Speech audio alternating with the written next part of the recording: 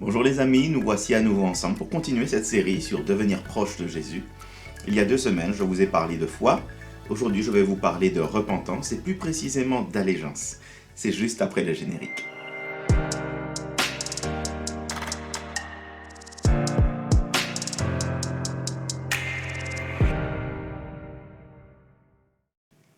La repentance, c'est bien plus que des regrets et c'est bien plus qu'un changement d'avis. Si j'insiste sur ces 2 points-là, c'est parce que très souvent, quand on lit la proclamation de Jean, celle de Jésus, c'est-à-dire repentez-vous, croyez à l'évangile, croyez en Jésus-Christ, croyez au royaume qui approche. Lorsque qu'on lit le mot se repentir, il est facile de penser que la repentance, c'est une question de remords ou de regret. De remords ou de regret par rapport à la façon dont on vivait jusque-là. Il peut y avoir des remords et des regrets, évidemment, mais ça, ce n'est pas la repentance. Ça accompagne la repentance. Les remords, les regrets accompagnent, mais ils ne sont pas eux-mêmes la repentance. D'autres fois, on fait jouer l'étymologie. On explique que le mot métanoéo, il est composé de la préposition méta, qui peut signifier avec ou après, ici après, et du verbe noéo, qui signifie penser, comprendre. Et donc, on cherche à expliquer que se repentir, c'est penser après. Autrement dit, c'est changer d'avis. On a eu un avis et après, on pense autrement. Donc c'est un changement de pensée, un changement d'idée, un changement d'avis par rapport à la façon dont on voyait les choses. Le changement d'avis, il fait partie de la repentance, mais il n'est pas lui-même la repentance. Il ne recouvre pas tout ce que signifie le mot se repentir. Il y a un changement d'avis, il y a des remords, mais tout ça, ce sont des éléments et parfois des expressions de la repentance. Ensuite, avec ces 2 compréhensions dont je viens de vous parler, on a souvent l'impression que la repentance est une action ponctuelle, c'est un basculement. C'est-à-dire jusque-là, je vivais d'une manière et puis hop, boum, il y a un basculement, c'est la repentance. Je me repens, je regrette, je change d'avis et puis ça y est, j'ai donné ma vie au Seigneur et il y a eu repentance. Mais je voudrais vous dire qu'aucune de ces affirmations ne recouvre vraiment tout le sens de se repentir. Et même avec ce que je vous dirai aujourd'hui, il y aurait des nuances qu'on pourrait apporter. Mais je voudrais au moins apporter quelques éléments de clarification. Parce que l'idée de repentance ponctuelle, c'est erroné. La repentance, c'est plutôt un processus continuel qui se poursuit pendant toute la vie du croyant. Et par exemple, lorsqu'on lit Matthieu chapitre 3, on voit que la repentance se traduit en actes. Alors, il y a une petite différence quand même entre Matthieu 3 et Marc 1. Dans Marc 1,15, la proclamation de Jésus, c'est « Repentez-vous et croyez ». Chez Matthieu, on a uniquement le « Repentez-vous ». Certainement parce que chez Marc, se repentir et croire, c'est intimement lié, et que Matthieu voit certainement que c'est tellement lié que se repentir doit englober le tout. La véritable repentance correspond à quelque chose qui inclut également la confiance vraie, la foi. Quand on lit Matthieu, on voit que la repentance se traduit en acte, je vous disais. Ce n'est donc pas juste quelque chose qui se passe dans la tête ou, si vous voulez, dans le cœur. Ce n'est pas juste un changement d'avis.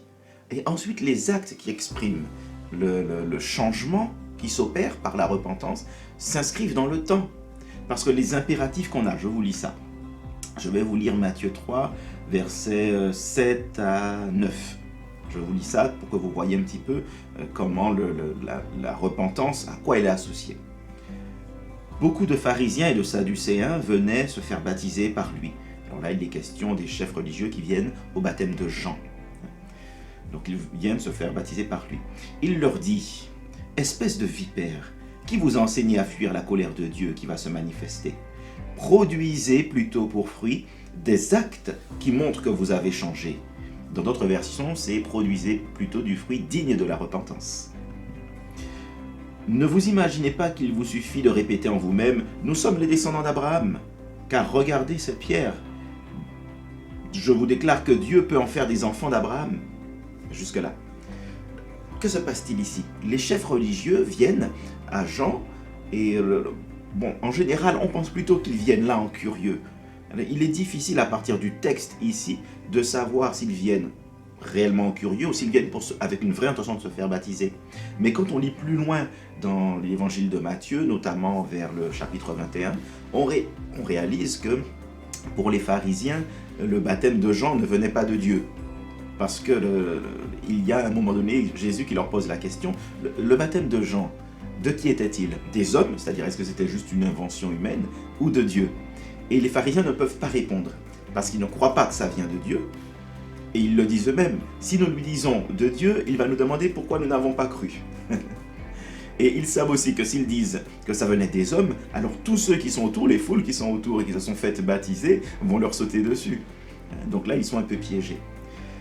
Autrement dit, quand ils viennent au chapitre 3, ils n'ont manifestement pas d'intention réelle d'accueillir le message de Jean et de passer par une repentance. Peut-être qu'ils ne voient même pas pourquoi ils en auraient besoin, puisqu'ils sont descendants d'Abraham. Donc ils estiment que finalement, la promesse est pour eux d'office. Mais Jean leur dit, attention, il ne suffit pas d'être descendant d'Abraham. Autrement dit, d'être un descendant physique, biologique.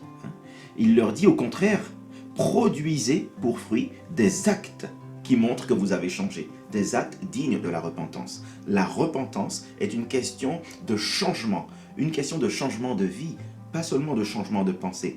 C'est un changement de vie qui s'exprime par des actes, ça s'incarne dans une vie concrète. Autrement dit, pour Matthieu, la question de la repentance, c'est plus qu'un changement de pensée ou un regret ou un remords. Il y a plus à dire encore. Quand on lit ici au verset 8, Matthieu 3, verset 8, « Produisez plutôt pour fruit des actes qui montrent que vous avez changé », cet impératif-là, « produisez », il est très intéressant. Alors en grec, on a ici un aoriste et il est plus naturellement lu comme étant incoatif. Qu'est-ce que ça veut dire? Ça veut dire qu'on a un impératif qui est plus justement compris comme commencer à produire.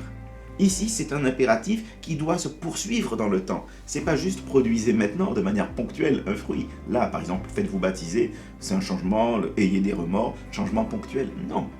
Produisez, c'est commencer à produire. C'est quelque chose qui continue dans le temps et qui continue toute une vie, parce que dans la perspective de Jean, il faut continuer comme ça jusqu'à la fin des temps, au moment où Dieu vient en juge, pour juger selon les œuvres de chacun. Donc vous voyez, nous sommes loin de quelque chose de ponctuel, nous sommes loin de quelque chose qui serait seulement mental, dans la tête, dans le cœur, nous sommes loin de quelque chose qui serait juste de l'ordre du sentiment. Nous sommes là plus proches de ce qu'on trouve chez Paul dans la lettre aux Romains, chapitre 12, versets 1 à 2, où il parle du renouvellement de l'intelligence pour discerner la volonté de Dieu, ce qui est bon, agréable et parfait. Et puis tout de suite, après, on voit que le renouvellement de l'intelligence se traduit par des actes, dans la lettre de Paul. La repentance, c'est un changement continu.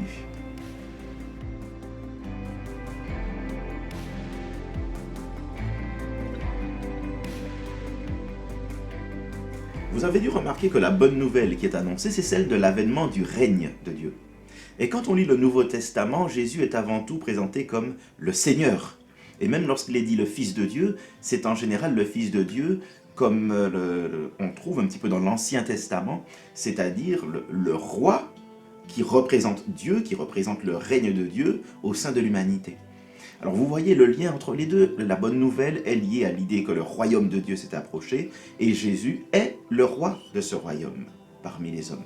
C'est donc le langage de la royauté qui est mis en avant et ça a son importance parce que quand on regarde les choses sous cet angle-là, on réalise que la repentance, ce n'est pas juste un changement d'avis, ce ne sont pas juste des remords, c'est un changement profond qui touche autant l'intelligence que les actes. En fait, c'est un changement d'allégeance. Et il est bon de garder ce mot d'allégeance à l'esprit. Le concept d'allégeance, il réunit à la fois l'idée d'une adhésion mentale, d'une fidélité déclarée, confessée, et d'une loyauté qui est incarnée. C'est de ça que parle la repentance. Et l'identité la plus fondamentale de Jésus dans le Nouveau Testament, c'est celle de roi, assis à la droite du Père. Il règne. Ainsi, la façon la plus appropriée de décrire notre relation à Jésus, c'est-à-dire la relation entre le roi et son peuple, c'est l'allégeance ou la loyauté.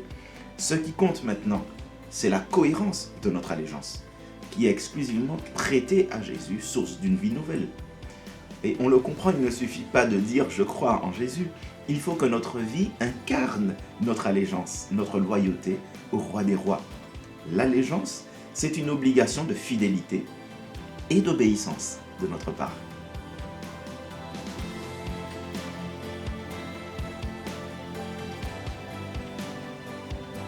Paul parle à 2 reprises du but de l'évangile qu'il prêche dans sa lettre aux Romains. Et ce qu'il en dit peut nous éclairer. Le premier passage, je vais vous lire les 2 passages, le premier passage, il apparaît dès l'introduction. Donc premier chapitre, les 6 premiers versets, on a là une formule que je ne vous dis pas maintenant, vous allez la découvrir vous-même, une formule qui est utilisée ici et qui revient textuellement dans le second passage qui lui se trouve dans les tout derniers versets de la lettre aux Romains au chapitre 16.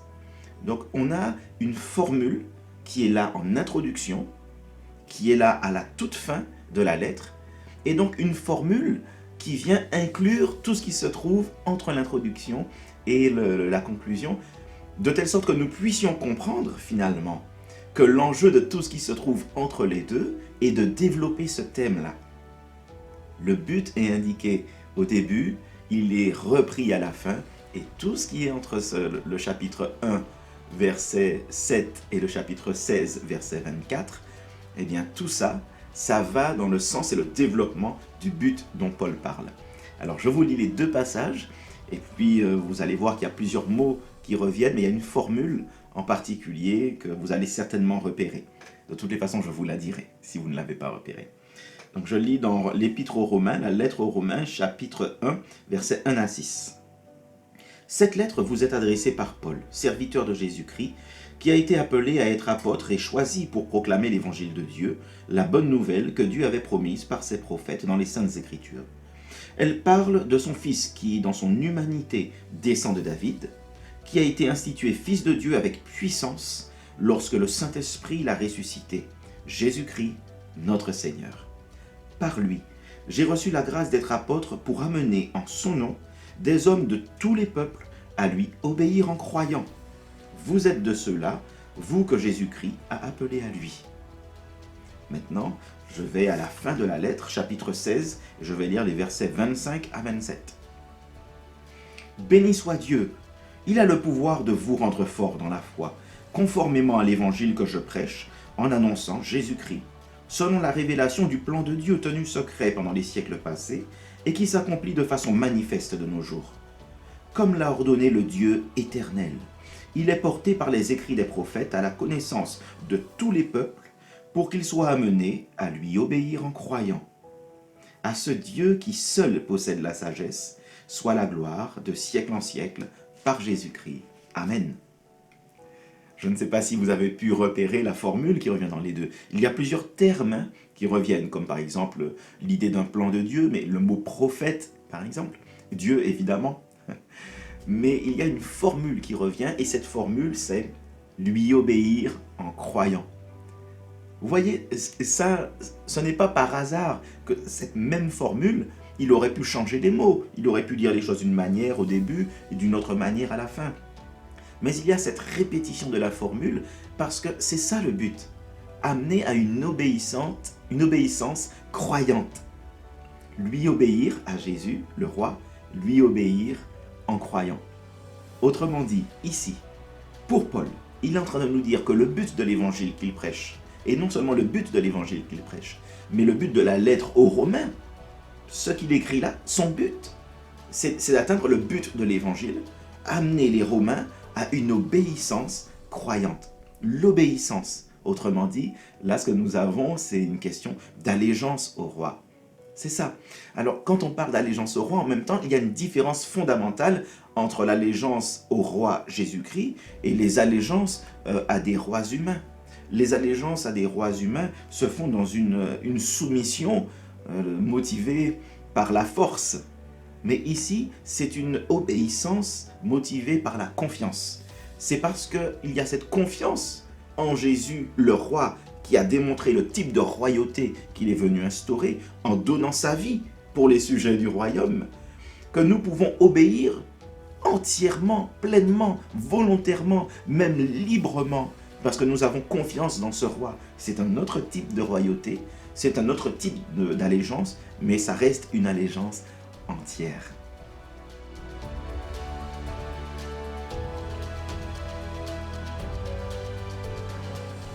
Alors je dois vous dire que le mot évangile, qu'on retrouve régulièrement dans le Nouveau Testament et qu'on traduit souvent par bonne nouvelle, il vient d'un mot grec, evangelion, qui lui-même est dérivé de evangelos. Alors evangelos est composé de deux mots, eu qui veut dire bon et angelos qui veut dire messager, qui a donné aussi le mot ange. Angelos, messager, ange. Ça, c'est du point de vue de l'étymologie. Mais vous l'avez compris, ce n'est pas l'étymologie qui peut tout nous révéler d'un mot, c'est son usage. Et en parlant d'usage, je dois vous dire que les chrétiens ne sont pas les premiers à utiliser le terme évangélion, évangile. Ils ne sont pas les premiers à avoir une bonne nouvelle à annoncer, parce que en fait, angelos, c'était le terme qui était utilisé pour parler des messagers du roi dans la Grèce antique. Et l'Evangélion, l'évangile, était employé par les Grecs, mais dans des situations particulières, précises. Ça signifiait bien bonne nouvelle, dans le sens d'une bonne nouvelle royale, et l'utilisait dans trois contextes très précis. Le premier contexte était la nouvelle de la naissance d'un héritier au trône royal. Donc, quand il y avait un héritier au trône royal qui naissait, bonne nouvelle royale qu'il fallait publier dans le royaume. La deuxième situation, c'était la nouvelle d'une victoire militaire. Une victoire militaire devait être publiée dans le royaume, proclamée. On proclamait l'évangile de la victoire militaire. Et la troisième situation, c'était la nouvelle de l'avènement d'un nouveau roi, un nouveau chef. Alors là encore, il fallait publier cette nouvelle royale. Lorsque les chrétiens, lorsque les disciples de Jésus, lorsque les auteurs de la Bible, poussés par l'Esprit, utilisent le mot évangile, que se passe-t-il? Ils reprennent un mot qui existe déjà et ils en déplacent le sens. Mais si on regarde bien, la bonne nouvelle dans le Nouveau Testament, elle parle de Jésus-Christ. Et là encore, cette bonne nouvelle, c'est l'annonce de la naissance du roi des rois. Dieu lui-même se fait homme, il vient régner parmi son peuple. L'évangile, c'est la nouvelle de la plus grande victoire militaire de tous les temps. Et là, c'est une victoire dans les lieux célestes, une victoire d'ordre spirituel, mais ensuite avec des implications pour nous aussi, tout à fait visibles et concrètes. Jésus, en mourant sur la croix, remporte une bataille, une victoire extraordinaire. Il anéantit le pouvoir du diable sur tous ceux qui se confient en Jésus. Et puis enfin, l'évangile, c'est la nouvelle de l'avènement du plus grand roi, le roi des rois. Jésus-Christ règne. Il règne aujourd'hui, il régnera éternellement, et le jour vient où nous verrons son règne de manière plénière et manifeste. Il y a d'autres termes encore qui sont utilisés par le Nouveau Testament, mais qui avaient déjà un sens. Par exemple, kurios, le mot Seigneur, le mot Sauveur. Alors sauveur d'ailleurs, c'est un terme privilégié, utilisé par l'empereur. Les empereurs, n'oubliez pas, nous sommes à l'époque de l'Empire romain.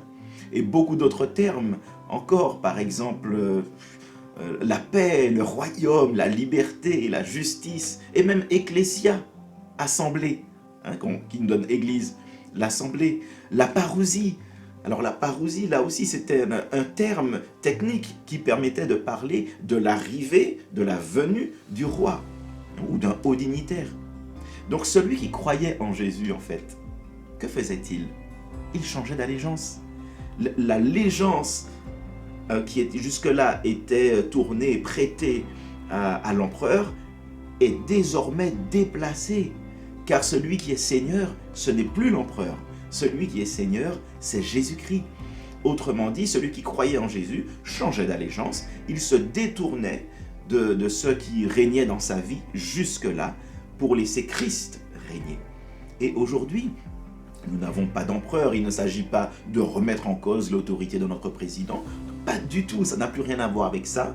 Ça a à voir avec la question de savoir ce qui règne réellement aujourd'hui dans ma vie. Qu'est-ce qui règne? Où est mon allégeance? Et c'est une question à se poser en vérité. Alors à l'époque, si quelqu'un reniait le Christ, parce qu'il avait peur par exemple de la persécution, alors je ne me pose même pas la question de savoir si la personne avait vraiment donné sa vie à Jésus ou pas, je ne rentre pas dans cette discussion-là, mais si quelqu'un reniait le Christ et qu'il voulait le prouver aux autorités romaines pour éviter la persécution, les souffrances, Alors il devait offrir un sacrifice en l'honneur de l'empereur et il devait proclamer César est Seigneur. Parce que dire César est Seigneur, c'était abandonner toute allégeance à Jésus. Impossible d'être soumis à deux allégeances. Nul ne peut servir deux maîtres. On trouve une description d'ailleurs de ce processus de reniement dans une lettre écrite par Pline à l'empereur Trajan, c'est vers 112 après Jésus-Christ. Et si Pline insiste sur cet élément-là, si c'est de cette manière-là qu'il faut renier Jésus, c'est ce qu'il décrit, c'est certainement parce que Pline a compris que l'allégeance à Jésus en tant que souverain était plus fondamentale pour le christianisme que toute autre chose, même si elle n'est pas toujours reconnue comme telle aujourd'hui.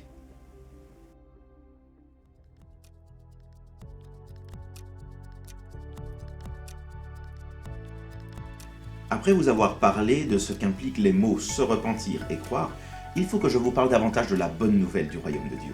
Je voudrais vous montrer un peu mieux l'importance de comprendre l'évangile comme une nouvelle royale. C'est important pour nous, pour notre façon de considérer Jésus, et puis la façon dont nous comprenons notre relation avec lui. Alors pour ça, je vous donne rendez-vous dans 2 semaines.